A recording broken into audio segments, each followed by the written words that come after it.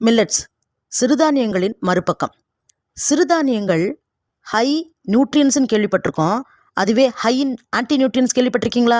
Millets high இன் anti nutrient property இருக்குது. ஏன்னா இதில் அதிகமான அளவு பைட்டிக் ஆசிடும் ஆக்சிலேட்டும் இருக்குது.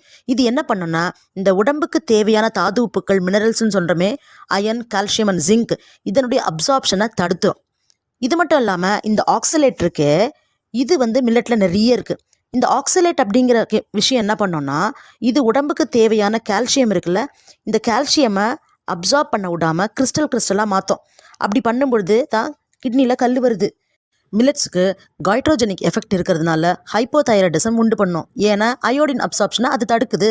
இது மட்டும் இல்லாமல் இதில் அதிகமான அளவு ஃபைபர் இருக்கிறதுனால digestive disorders, discomfort, ப்ளோட்டிங்கு, case, constipation, மலச்சிக்கல் வருது, அலர்ஜிக் ரியாக்ஷன்ஸ் வருது. எந்த மில்லட்ஸில் என்ன சைட் எஃபெக்ட்ஸ் இருக்குது, இதை எப்படி தவிர்க்கலாம் அப்படின்னு தெரிஞ்சுக்கணுமா? ஆன்லைன்